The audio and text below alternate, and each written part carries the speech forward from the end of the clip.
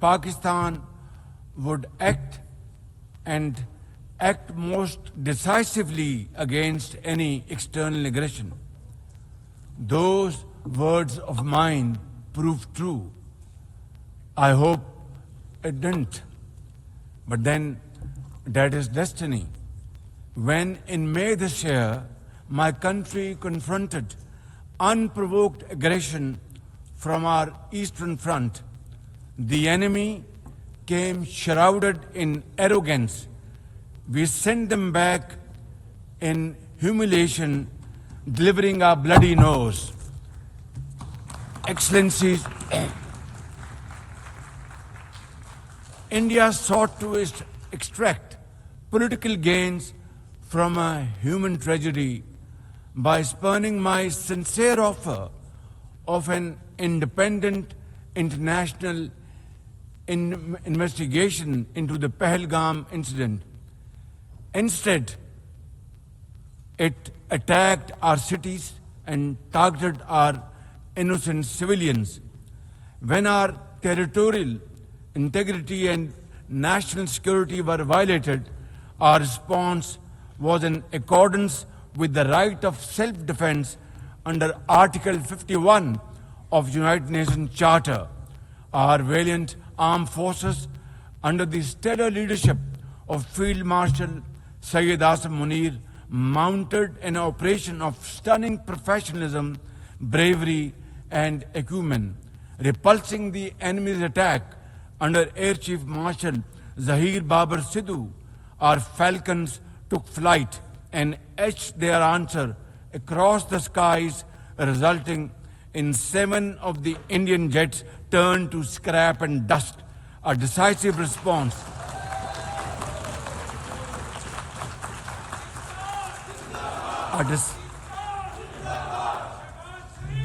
A decisive response to the aggressor that will echo through the annals of history.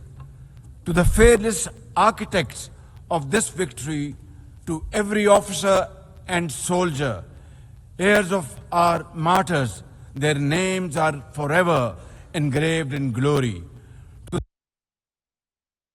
the mothers of our martyrs, their courage guides our path forward, and their sacrifice shall never be in vain, inshallah, God willing.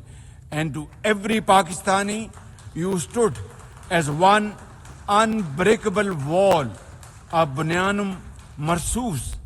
Excellencies, though in a position of strength, Pakistan agreed to a ceasefire facilitated by President Donald Trump's bold and visionary leadership. We express our deep appreciation to him and his team for their active role in bringing about the ceasefire. President Trump's efforts for peace helped avert a more threatening war in South Asia.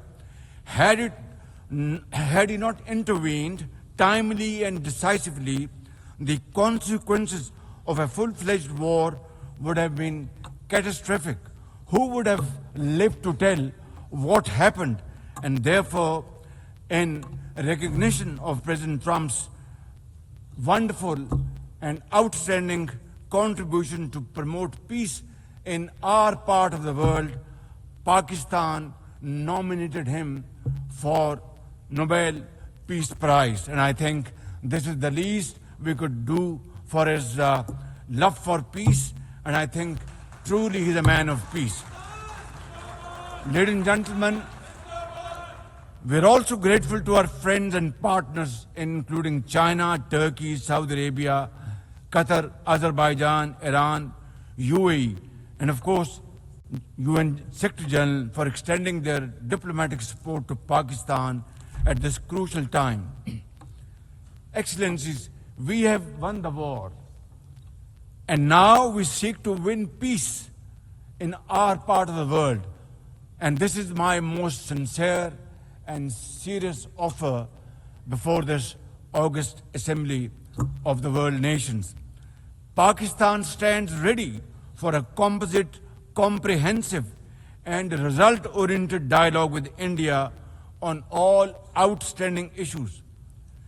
South Asia requires, ladies and gentlemen, proactive rather than provocative leadership. India's unilateral and illegal attempt to hold the Indus Water Treaty in abeyance defies the provisions of the treaty itself as well as the norms of international law. Pakistan has made it abundantly clear, and let there be no doubt once again in anybody's mind, as I said last year in this hall, from this podium, we will definitely and ardently defend, inshallah, the inseparable right of our 240 million people on these waters. To us, any violation of this Indus Treaty represents an act of war. Ladies and gentlemen, through this august house, I wish to assure the Kashmiri people that I stand with them. The people of Pakistan stand with them. And one day soon, inshallah, India's tyranny in Kashmir will come to a grinding halt. Kashmir will gain its fundamental right to self-determination through an impartial plebiscite under the auspices of this very organization, United Nations. Excellencies, the plight of the Palestinian people is one of the most heart-wrenching tragedies of our times. This prolonged injustice is a stain on the global conscience and our collective moral failure. For nearly 80 years, the Palestinians have courageously endured Israel's brutal occupation of their homeland in the West Bank. Each passing day brings new brutality, illegal settlers who terrorize and kill with impunity, and nobody can challenge them and question them. And in Gaza, Israel's genocidal onslaught has unleashed unspeakable terror upon women and children in a manner we have not witnessed in annals of history.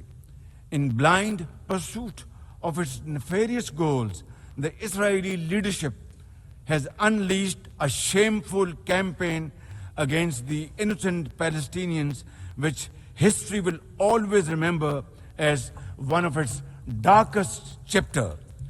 But speak we must, Madam President, we must speak and speak loud and clear.